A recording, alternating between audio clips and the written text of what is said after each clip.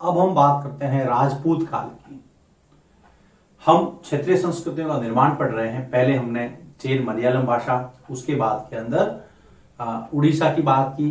अब हम बात करते हैं राजस्थान की राजपूत राजाओं की। देखो बेटा, राजपूत और शूरवीरता का पुराना नाता है। आमतौर पर 8वीं से 12वीं शताब्दी का जो काल है, 8वीं से 12वीं सदी, ये जो काल है वो राजपूत काल माना जाता है, खास करके राजस्थान के अंदर। पहले उसका नाम भी राजपूताना था और बाद में वो राजस्थान किया गया। तो 8वीं से 12वीं सदी आपको पता रखना है, राजपूत काल। कुछ राजवंशों के नाम आपके सिलेबस से संबंधित है, उनको हम जानते हैं, जैसे कि आमेर। आमेर जयपुर का जो राजवंश था वो था कछवा राजपूत। आपने राजा मान सिंह, राजा भगवंतास के नाम सुने होंगे। फिर मारवाड़, तो मारवाड़ के थे राठौड़। उसके बाद में हम बात करते हैं मेवाड़ की। राणा प्रताप का जो वंश था मेवाड़ के अंदर बेटा गोहिल राजवंश और उसके बाद में सिसोदिया राजवंश। ये दो राजपूत थे, वहां पे दो शाखाएं थी, दो वंश थे। मेवाड़ के बाद में हम बात करते हैं अजमेर की। तो अजमेर के चौहान, पृथ्वीराज तृतीय का नाम सुना होगा आपने। तो अजमेर के चौहान राजवंश। राजपूत काल, कुछ मुख्य राजवंश। अब देखिए, राजपूत राजाओं की जो कहानियां हैं या इनके जो साहित्य है, वो कहानियां काव्य गीतों के रूप में सुरक्षित है। राजपूत काल का साहित्य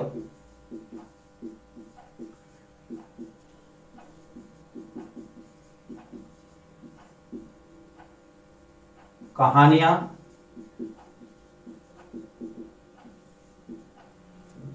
बहुत सारी लोक कथाएं चलती हैं, गीत चलते हैं, लोकगीत, काव्य चलते हैं। कहानियां, काव्य गीतों में सुरक्षित है।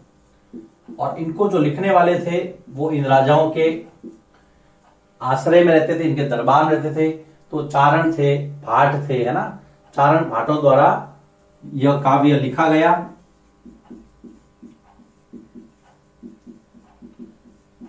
चारण भाटों द्वारा काव्य लिखा गया। और इस काव्य की विशेषता क्या थी? इस काव्य की विशेषता यह थी कि इसमें शूरवीरता, त्याग, प्रेम, करुणा, शूरवीरता, त्याग, प्रेम, करुणा, धैर्य, शौर्य, है ना। करुणा, शौर्य, धैर्य, ये सब जो है वो देखने को मिलते हैं। धैर्य आदि इस साहित्य में देखने को मिलते हैं। तो ये अभ्यास का प्रश्न है, इसलिए मैंने आपको इसको ये लिखवाया है 3 बिंदु। तो आपको ध्यान रखना है कि राजपूत काल 8वीं से 12वीं शताब्दी, इसकी जो साहित्य कहानी, इसका जो भी घटनाक्रम है वो कहानियों में, साहित्य में, काव्य में, गीतों में संरक्षित है। और उसके बाद में शूरवीरता, त्याग, प्रेम, करुणा, है ना, दया, ये सारा इसके अंदर है। ये समय समय पर वहां के दरबारी चारण भाटों द्वारा लिखे गए। यहां पर एक विशेषता की, जो स्त्रियां थी वो स्त्रियों की रक्षा के लिए और उनकी प्राप्ति के लिए युद्ध होते रहे। स्त्रियों की रक्षा व उनकी प्राप्ति कभी कभी युद्धों का कारण बनती थी। तो ये भी राजपूत काल की विशेषता थी। आपने देखा होगा संयोगिता, पृथ्वीराज का घटनाक्रम, संयोगिता का जब स्वयंवर हो रहा था तो पृथ्वीराज चौहान को आमंत्रित नहीं किया गया था। पृथ्वीराज चौहान वहां पे बिना आमंत्रित किए हुए पहुंचा और उसने संयोगिता का हरण किया। तो वो भी स्त्री, झगड़े का कारण। जब अलाउद्दीन खिलजी ने चित्तौड़ पर आक्रमण किया तब रानी पद्मिनी या रानी पद्मावती जिसको आप कहते हैं, उनको प्राप्त करने के लिए उसने युद्ध किया और रानी पद्मिनी ने 16,000 रानियों के साथ वहां पे जौहर किया। तो दो यहां पर प्रथाएं मौजूद थी। एक तो था सती। सती क्या होता बेटा? जब पति की मृत्यु पर पत्नी उसकी चिता के साथ जिंदा जलती थी।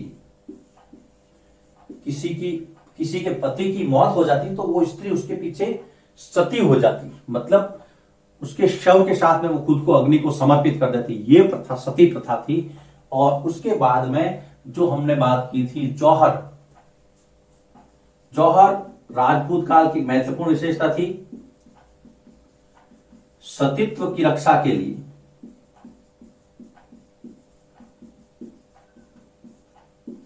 नारियों द्वारा स्वयं को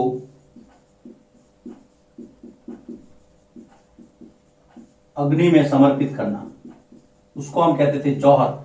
राजस्थान का इतिहास जौहर से भरा पड़ा है। हालांकि आपके सिलेबस में नहीं है इसलिए मैं इसके यहां पर इतना चर्चा नहीं करूंगा, लेकिन जौहर क्या है, सती क्या है। एक होता था बेटा केसरिया, याद रखना। वैसे मैं आपको बता दूं, केसरिया त्याग और बलिदान का प्रतीक है। केसरिया कलर जो है आपके भारतीय तिरंगे में भी केसरिया, सफेद और हरा 3 रंग होते हैं। केसरिया त्याग है ना, केसरिया बल भरने वाला सादा है सच्चाई, हरा रंग है हरी हमारी धरती की अंगड़ाई, और चक्र यह बता रहा कदम कभी ना रुकेगा। इस तरह से कहा जाता है।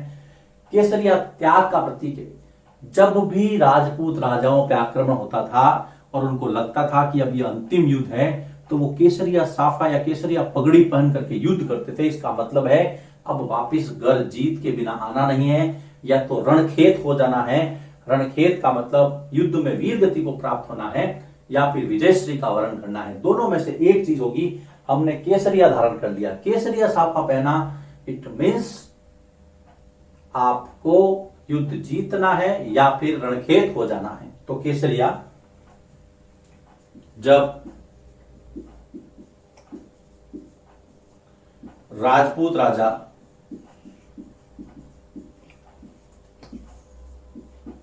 अंतिम युद्ध के लिए निकलते थे, इसका अर्थ या तो वीर गति या विजयश्री।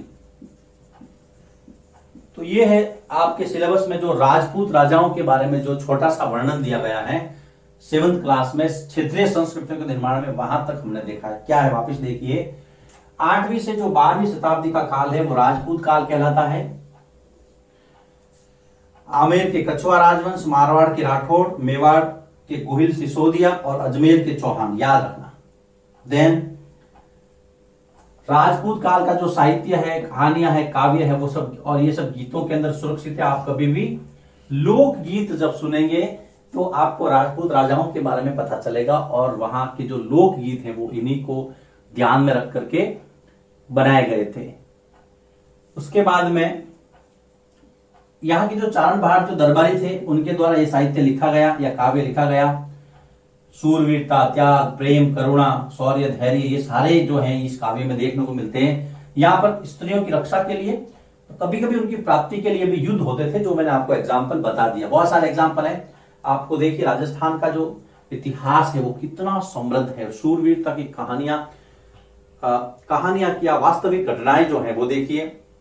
जब औरंगजेब ने मेवाड़ पर आक्रमण किया तो महाराणा राज सिंह ने सलुम्बर के जो राव थे उनको मैसेज भेजा। सलुम्बर के राव की उसी दिन शादी हुई थी, और सलुम्बर के राव जो है वो युद्ध भूमि में आने से थोड़ा सा झिझक रहे थे कि कल तो मेरी शादी हुई है, आज युद्ध के लिए निमंत्रण आया है, क्या करें।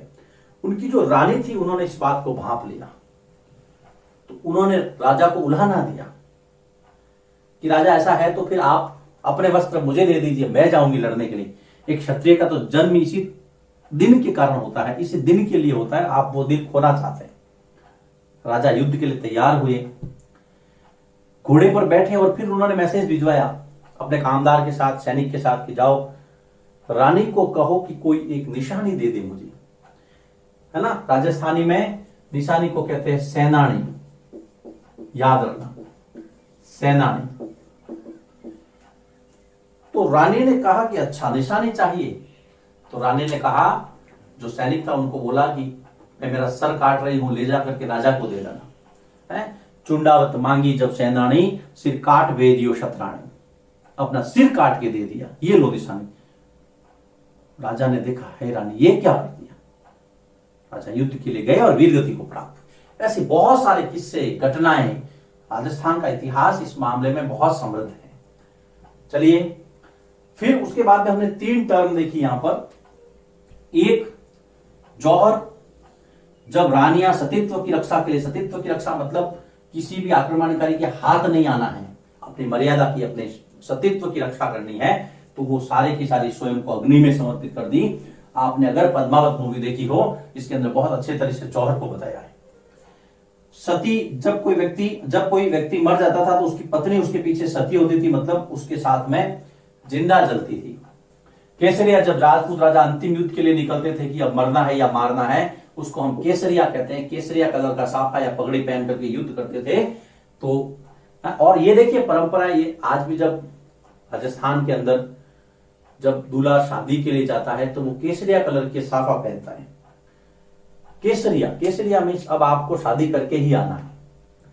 तो बहुत सारे संकेत, निहितार्थ होते हैं इसके अंदर, जिसको कल्चर का ज्ञान है या जो कल्चर को जानने की जिज्ञासा रखता है, वो इस चीज को भली भांति समझ सकता है। खैर, लिखिए इसको। इसके बाद में हम उत्तर भारत का एक जो शास्त्रीय नृत्य है उसकी बात करेंगे, कथक की।